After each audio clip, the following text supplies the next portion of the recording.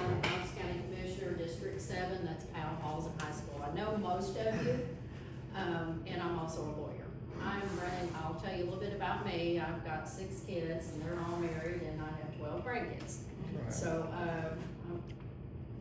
help populate Knox County quite a bit. But they all live here, so I'm fortunate that all my babies are close to me. And we are a very close, tight-knit family of 8 generations of Tennessee. Been here a long time. I did not go to law school right after when I was young. I got married and had children. And that's the path I was on to be a mama. And that's what I felt like that I was called to be. And that's my most thing that I'm most proud of, being a mama. After my kids started growing up a little bit, I felt like there was something else that, I was called to do, and the Lord, and I thought, well, and it was to go to law school. And so I went to law school, and while I was in law school, I worked at the Knox County District Attorney's Office and Anderson County. And I worked with Steve Sword, who's now Court of Criminal Appeals, and he was my mentor that I worked with on a daily basis. And I was new into this thing, and right away he worked in child sex abuse, and I was kind of shocked because I wasn't prepared for that, but I learned a lot from him. And I went up to Anderson County and worked with Dave Clark and Emily Abbott, who's now a criminal court judge as well. Learned a lot from her. Then when I got out of law school, unfortunately there was a lot going on at the time, and my plan was to be a prosecutor. I'd also worked during law school at the U.S. Attorney's Office, so my plan was to be a prosecutor. Then when I got out of law school, passed the bar, they didn't have a job for me, and I'm a mama at that time, a single mama. I had to go to work, so I had to get a crash course of going into court, and started my own law firm, and I started taking cases.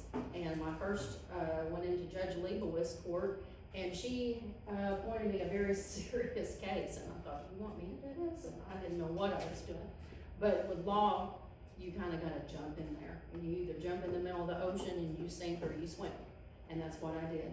So I started taking cases, and I was helping people who could not afford an attorney. I was doing criminal defense, and I never thought that's something I would be doing. In fact, when I was in law school, I remember I had to have a criminal law class, and we had moot court, and they said, you're gonna be a defense attorney, and I said, no, I'm not, I'm gonna be a prosecutor. They go, yes, you are. So I had to step out of the box. And so when I got out and started working, and then when I started taking cases, and I realized there are people who actually get arrested, and there are people who are innocent.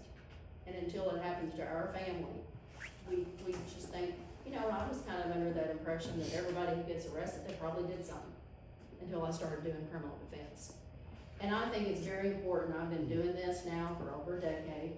I'm in court every day, in all the courts. I take very serious cases, from first-degree murder. I've had many jury trials, a lot of drug cases, a lot of conspiracy cases, rape cases, arson, theft, you name it, and I've done it. Every day I'm in sessions court, and there's 5 sessions court. You start off, there's misdemeanor court. That's anything from public intoxication to not a DUI, theft, shoplifting, trespassing, kind of minor stuff. I handle those every day. I carry a heavy caseload because I am my own law firm.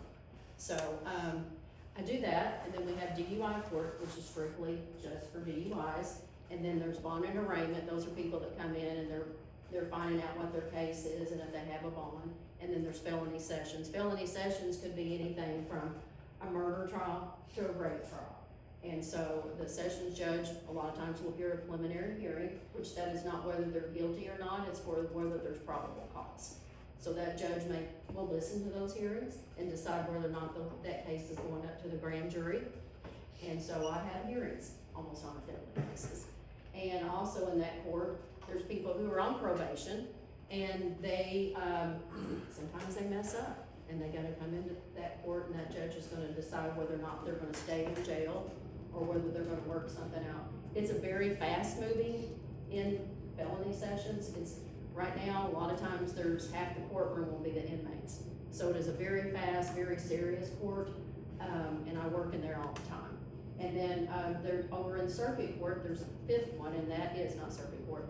It's the general sessions that is over for It could be a car wreck, it could be, anything up to $25,000, landlord tenant are a lot of the issues. I've also done civil law, I've done those, and I also represent, law enforcement, because law enforcement sometimes they find themselves part of litigation.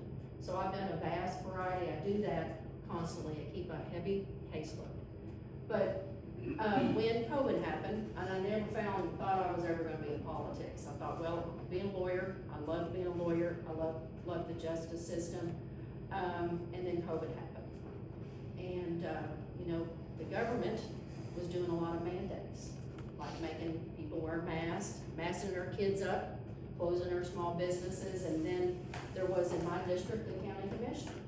And I was not a politician, but I felt like I needed to do something, because I saw the problem, and we sit back and we complain about what's going on, but we don't get in the ballgame.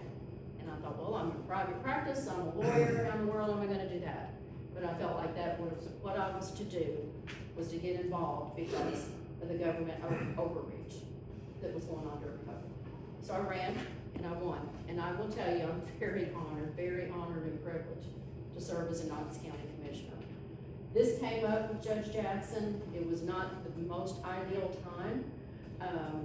My term will be up next year, and because of this coming up, I've decided, you know, to put my name in. And I think it's critical that judges are very balanced, and judges are not biased, and they're not just prosecutors or defense attorneys, but they want to hear everybody.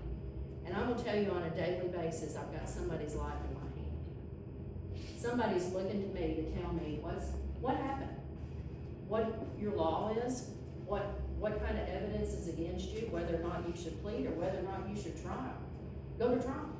And people look at you and they really, they're just like, what do I do? And because I do represent a lot of people who do not have money, they're vulnerable people. A lot of people have mental health issues. A lot of people have drug addiction that stem from mental health issues. That is a chronic problem. But people, when they're in that situation, whether they're poor or they have money and they lawyer up, they need representation. That's what our country is founded upon. That we all are entitled to a fair trial. I think being a judge on any level, but this is the initial stage of a criminal prosecution. That you have a judge who doesn't have an agenda, a judge who's not a prosecutor, a judge who's don't have the criminal defense, but a judge who can listen and make the decision whether or not this is a case that needs to go forward, or is this a case that how we set bonds over in the civil division, whether or not this is a landlord saying, I don't have money, they're not paying the rent, do I evict this family? Or do you have a family who's saying, I've got a landlord that's not doing what, they don't have the heat on. You know, so there's a lot of issues that come before a sessions judge. And I think it's vital that we have judges who do not have an agenda, who want to hear based upon the facts. They don't have, you know, I wanna, you know, this person's guilty, they've got a jumpsuit on, they probably did something wrong. And it is so critical to our justice system that we do have judges like that. And I'm running for general sessions.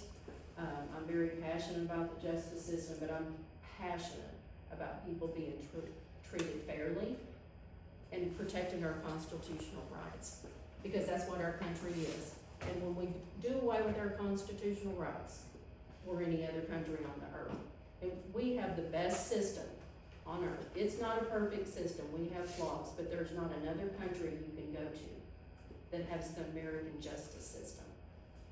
I'm very passionate about this, and I'm stepping down from being a commissioner because I want to serve my county in a bigger perspective. As a county commissioner, you only have so much you can do. There's only certain decisions we can make, basically zoning, how we spend the money. But as a judge, I can affect Knox County in be a bigger service to my community, and I'm all about service. And you say, well, how do you do that? Well, let me tell you, I do so much. Okay, I help indigent folks, and I do take paying customers too. But I also do a lot of pro bono work, and that's people who don't have, that say, I can't get a lawyer, I don't know what to do, will you help me? So on top of my huge caseload that I do daily, and my county commission, I help people. I do over 100 hours a year. And how do I give back? That's how I give back. Because I use my talents to help other people. And I may not be, I may not be able to sing or maybe give a lot of money, but I'm a lawyer and I can go to court and be an advocate for them. So that's how I give back to my county. And I think being a judge, I can give back to this county and service this county in a bigger capacity. That's why I'm running for judge. I appreciate y'all's support. I know we've got another one that wants to speak, but if any questions, I'm available, and thank you for having me.